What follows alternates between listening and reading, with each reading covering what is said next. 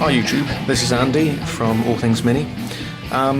Today we are going to take a look at the Seabase from the first part of the tutorial for the Ethereal ghost ship, the Wraith ship from the Dreadfleet box set.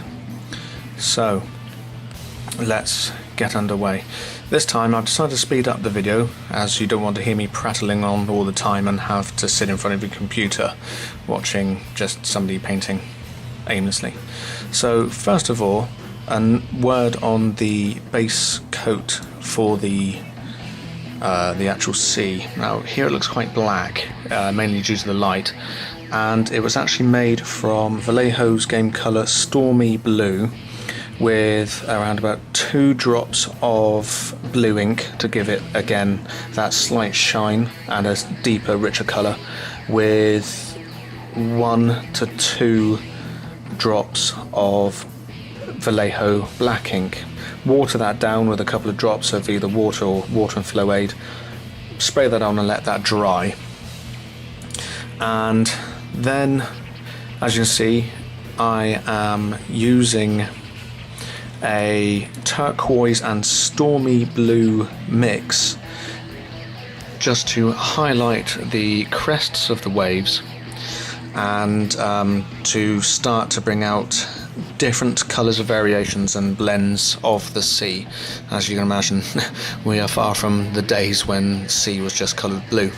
Here I am moving over to a turquoise, pure turquoise, and I'm lightly blending that into the uppermost regions of the waves on this sea base, and that sort of gives it the real see-through look. Once I've done that, then it will be over to the dry brushing of white around certain areas, like the crests or where you expect to get foam.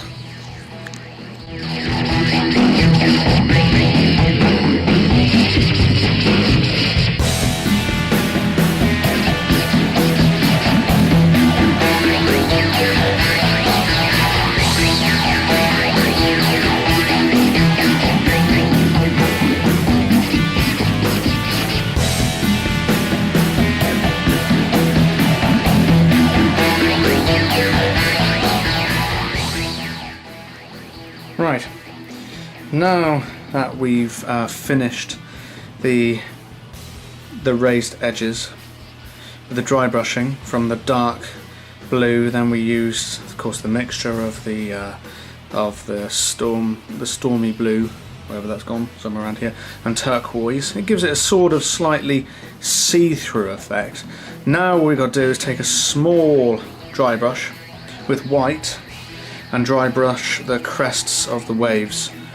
Some areas will be much thicker dry brushing than others, where you expect the most level of turbulence against the edges of the ships. In this case it's some sort of raised platform. This ship seems to be on, it's a ghost ship, a ship wraith or whatever it is. Basically, again, secret here with the dry brushing, just to make sure that we haven't got huge amounts on, but enough to make it quite thick in places. And that was a bit silly, but still, I'll have to deal with that later. But as you can see, if we go around here, it starts increasing sort of 3D effect of the waves and gives it a very general nice view, really. Should try and do it here. Should try and pay attention a bit more to how I'm actually dry brushing these. Now I want it thicker around these edges because of course you would expect much more in the way of froth and foam and goodness knows what else have you sea-wise around these sort of areas. And again, I mean, if you're going to be doing something, you know, water related, or want to have some kind of waves motif on a diorama or something like that, then these techniques are absolutely fine. I purposefully choose, as I've said already, I purposely, that's it, whack the camera. I purposely choose the inks for this and not any kind of washes, because the washes dry slightly dulled, whereas inks have a tendency to dry more of a satin finish than a gloss. So it's not matte, but it certainly isn't gloss. And it makes it look, as I said, a wee bit more in the way of being